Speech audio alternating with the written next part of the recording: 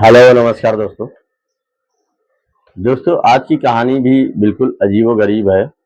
एक माँ होती है और अपने 2 बच्चों को, एक 4 साल का बच्चा होता है और एक 1 साल की बच्ची होती है। उनको जो है अपने ही प्रेमी के पास प्रेम संबंध बनाती है और उन दोनों बच्चों को अपने बराबर में लेटाकर उन दोनों की हत्या कर देती है। और वो लोग जो है जब वहीं पे जब मर जाते हैं तो तभी उसके पति का फ़ोन आता है और वो ज़ोर-ज़ोर से रोने लगती है। चारों तरफ के लोग, वहाँ के लोग इकट्ठा हो जाते हैं और उनको समझ में नहीं आता है कि ऐसे कैसे कोई एक नहीं 2-2 बच्चा किसी किसी ने सांप ने काट लिया है या ऐसा क्या बात हो गई है, कुछ समझ में नहीं आ रहा है, किसी को भी समझ में नहीं आता है कि ऐसा क्या है। और फिर दोस्तों पुलिस जब आती है तो उसका जो है खुलासा करती है, तो सुनकर भी पोस्टमार्टम रिपोर्ट से ऐसा खुलासा करती है कि आप भी सुन के आपके पैरों तले ज़मीन खसक जाएगी।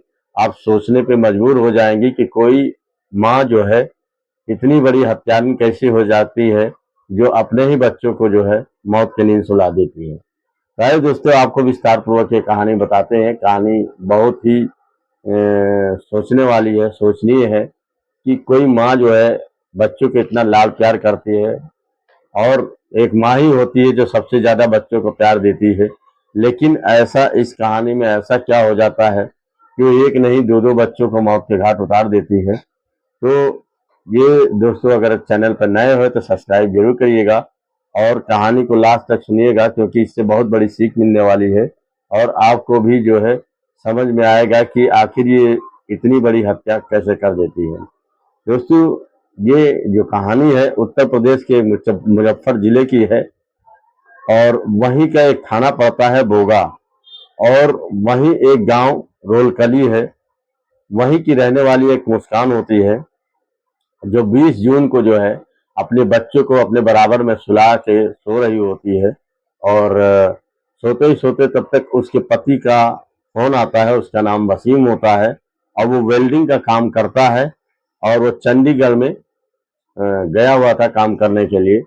तभी जब मुस्कान के पास जब फोन आता है तो मुस्कान सुनती है और जोर जोर से रोने लगती है। कहती है कि अरे आप ये दोनों बच्चों को क्या हो गया, ये तो सांस ही नहीं ले रहे हैं, बिल्कुल इनको अजीब सा सांस नहीं ले रहे हैं, हमको लगता है कोई बात हो गई क्या, किसी को भेजिए, जल्दी आइए देखिए क्या होता है। तो वो कहते हैं, वसीम कहते हैं कि मैं तो बहुत दूरी पे हूँ और इतनी जल्दी मैं कहाँ आ पाऊंगा। मैं अपने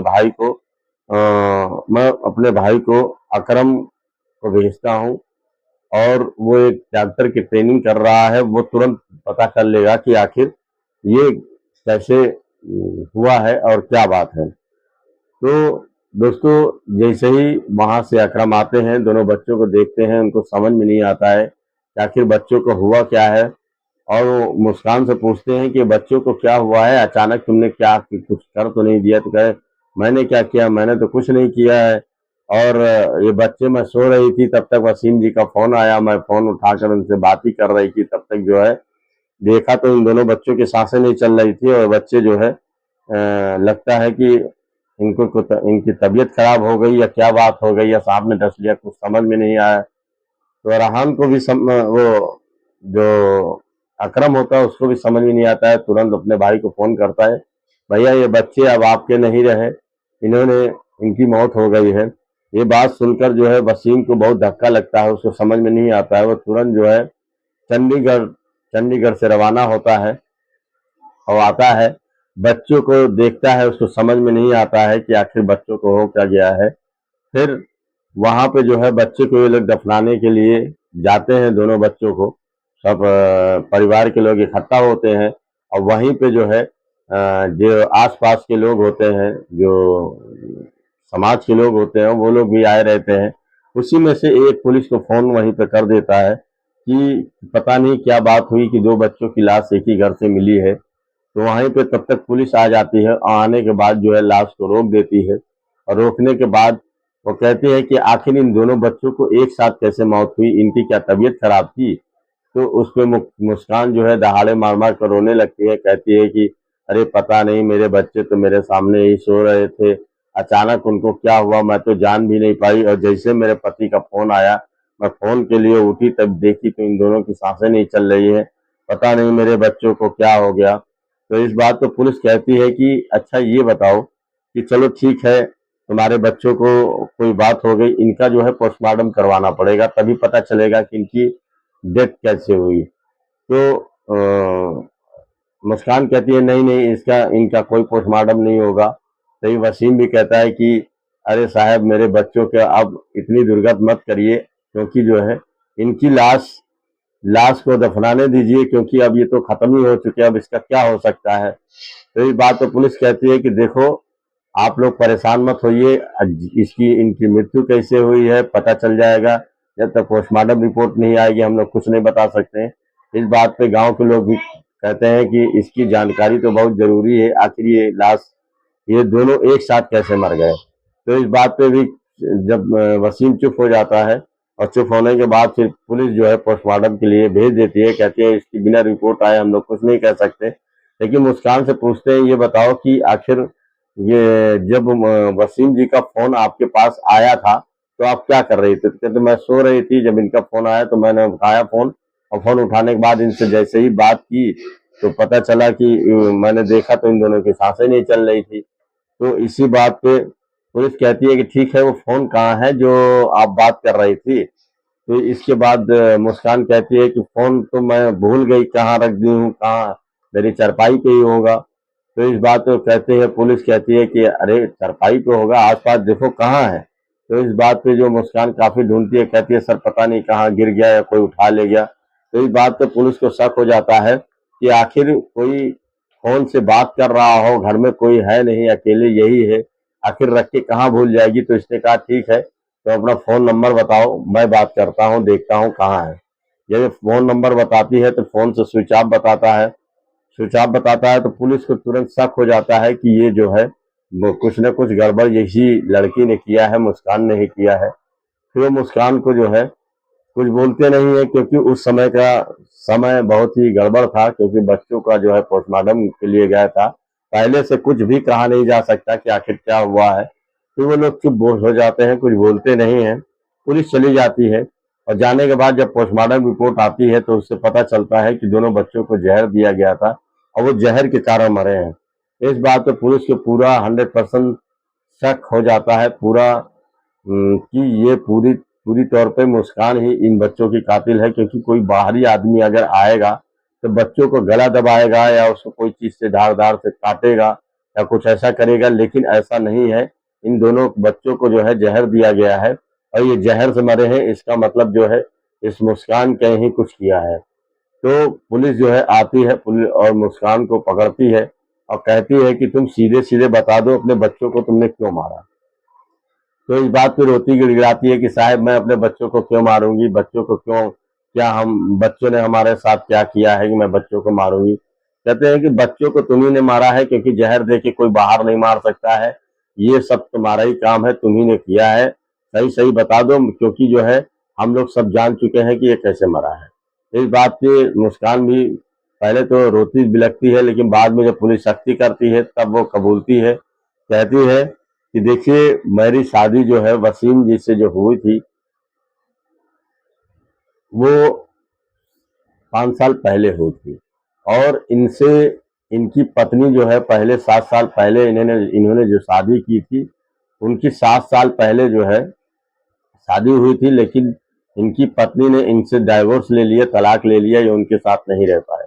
बाद में मेरी अम्मी अब्बू ने मेरी शादी जो है वसीम जी से करने के लिए कहा। तो वसीम मुजफ्फरपुर के ही रहने वाले थे, मुझे पसंद नहीं थे, लेकिन मेरे माँ बाप ने जबरदस्ती किया। मुझे एक बुआ का लड़का जुनैद पसंद था, उससे मैं शादी करना चाहती थी, उससे बहुत प्यार करती थी, लेकिन घर के लोगों ने माना नहीं, और मेरी जबरन शादी जो है वसीम जी से करवा दी। वसीम जी पहले से ही शादीशुदा थे, और उनसे तलाक हो गया था, लेकिन घर वालों ने जबरदस्ती मेरी शादी वसीम से करवाई, और मैं चाहती नहीं थी कि वसीम जो है वसीम से मैं प्यार करूं और वसीम से शादी करूं, लेकिन जो है मैं जुनेद से प्यार हमेशा करती थी और जुनेद के साथ प्रेम भी करती थी। लेकिन घर वालों को जुनैद से शादी करना मुनासिब नहीं समझा, क्योंकि वो घर का सगा बुआ का लड़का था। इस वजह से जो है वो लोग, घर के लोग क्या है कि बुआ के लड़के से शादी नहीं करना है और वसीम से शादी करवा दी।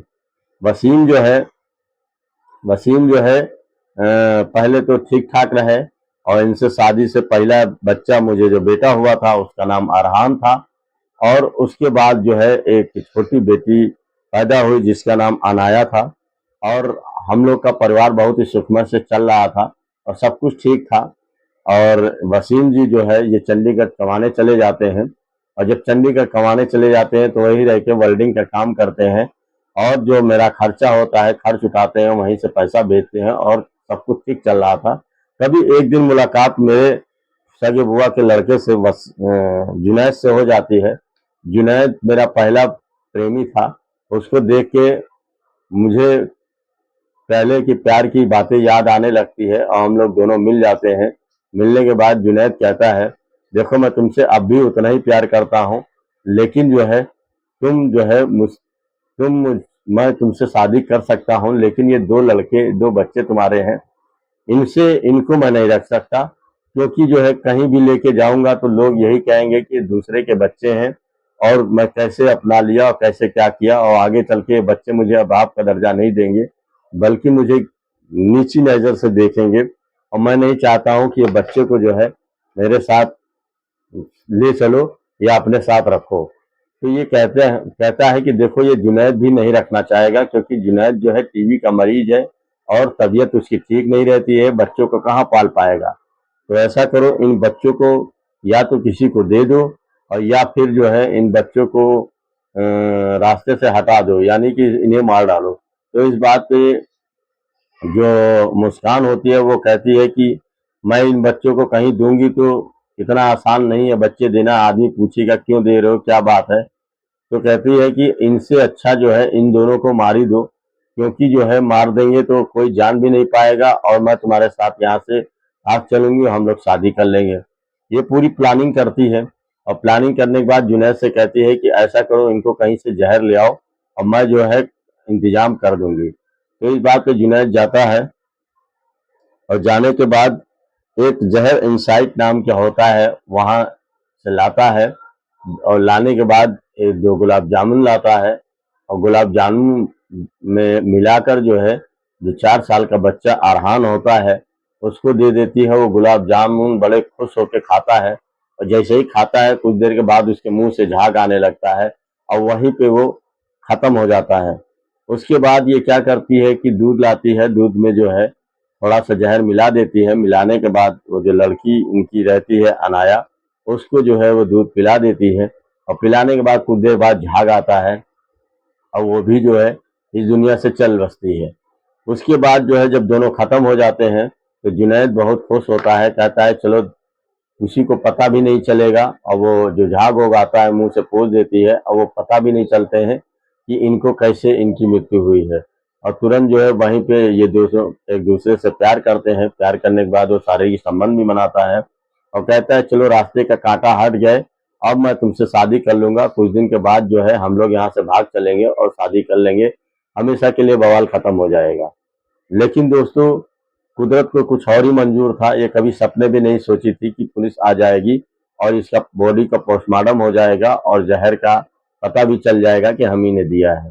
फिर बाद में जुनैद वहां से भाग जाता है, और भाग जाने के बाद जो है तभी ये जो है क्या करते हैं, अपने बच्चों के बराबर में सो रही होती है। होने के बाद तब तक वसीम का फोन आता है, और फोन उठाती है। उठाने के बाद तुरंत रोने बिलखने लगती है, कहती है पता नहीं इन दोनों की सांसें नहीं चल रही है, दोनों बच्चों को क्या हो गया। तो वसीम जो है अपने भाई अकरम को भेजता है, कहता है जाके देखो आखिर क्या बात है, क्या माजरा है। अकरम आता है, देखता है दोनों बॉडी ठंडी पड़ चुकी है, तो वो कहता है कि भैया ये तो दोनों खत्म हो चुके हैं, और अब तुम जल्दी चले आओ। चंडीगढ़ से वसीम तुरंत भाग के आता है, और आने के बाद दोनों बच्चों को देखता है तो बहुत रोता है, और रोने के बाद मुस्कान से कहता है कि ऐसा क्या हुआ था, तुमने क्या क्या क्या खिलाया पिलाया था कि इनको ऐसा हो गया। उसको भी समझ में नहीं आता है। तो मुस्कान कहती है मैंने तो कुछ नहीं, अभी मेरे सामने ये बच्चे सोए हैं और ठीक ठाक थे, कुछ देर बाद ये दोनों हाँ, मेरी आँख खुली जब आपका फ़ोन आया, जब मेरी आँख खुली तो मैंने देखा 2 बजे का सुबह 2 बजे की दोपहर की बात थी और मैंने जब देखा कि दोनों की साँसें नहीं चली तभी मैंने आपको बताया। इस बात पे जो है वसीम को समझ में नहीं आता है, वो रोकता भी लगता है, गाँव के लोग भी सब इकट्ठा हो जाते हैं। उनको भी समझ में नहीं आता कि इतना बड़ा कांड कैसे कोई कर सकता है। और वो जो चिल जब चारों तरफ से उसी में से एक पुलिस को जब फ़ोन कर देता है तो पुलिस आ जाती है और आने के बाद जो है बॉडी को पोस्टमार्टम के लिए रोकने लगती है। तो इस बात पे जो है तुरंत जो है मुस्कान ये बात कहती है कि नहीं नहीं, बॉडी को जो है पोस्टमार्टम के लिए नहीं ले जा सकते हैं, मेरे बच्चों को छिन्न भिन्न इनकी बॉडी में नहीं कराना चाहती हूँ। इस बात पे वसीम भी कहता है कि नहीं नहीं, इंस्पेक्टर साहब इसे बच्चों को पोस्टमार्टम मत कराइए। तो वहाँ पे इंस्पेक्टर कहते हैं, जो पुलिस होती है वो कहती है कि देखो जब तक हमें नहीं पता चलेगा, जब तक इनकी बॉडी पोस्टमार्टम के लिए नहीं जाएगी तभी पता चल सकता है कि इनकी हत्या हुई है या कि ये लोग अपने आप कैसे, एक बच्चा मर सकता है लेकिन दोनों बच्चे एक साथ कैसे मर सकते हैं। इस बात में मुझे शक है। और जब पूरी तरीके से इनसे पूछताछ होती है तो ये पूरी तरीके से टूट जाती हैं और मुस्कान जो है पूरी सच्चाई कबूल कर लेती है। पुलिस जब जुनैद को बुलाती है और बुलाने के बाद उसे तुरंत पकड़ती है, हिरासत में लेती है, मुस्कान को भी हिरासत में लेती है और इनको ले जाके जो है थाने पहुंचती है। पहुंचने के बाद जब सब बात पता चल जाती है तो इनको जो है चार्जशीट तैयार करके जेल भेज देती है। आखिर दोस्तों हमें ये नहीं समझ में आया कि आखिर कोई माँ जो है चाहे जितना कोई प्रेमी से प्यार करे या जैसा भी हो, इतना गलत काम कैसे अपने दोनों छोटों बच्चों को मौत के घाट कैसे उतार सकती है। क्या उसके पास बिल्कुल तरस नाम की चीज नहीं थी, या बिल्कुल भी नहीं सोचा कि मेरे बच्चों का क्या होगा। माँ तो बच्चों को बहुत प्यार करती है, बहुत ही चाहती है और बच्चे उन पर ही ज्यादातर निर्भर माँ के ऊपर रहते हैं। माँ से बड़ा कोई नहीं है इस दुनिया में। लेकिन इस माँ इतना बड़ा कलंक का काम करती है कि अपने ऊपर हमेशा के लिए कलंक का दाग लगा देती है। दोस्तों आप क्या कहना चाहेंगे? कमेंट में जरूर बताइएगा कि इस माँ के साथ क्या होना चाहिए और आखिर इतना माँ घिनौना काम कैसे कर सकती है। नमस्कार, तो धन्यवाद।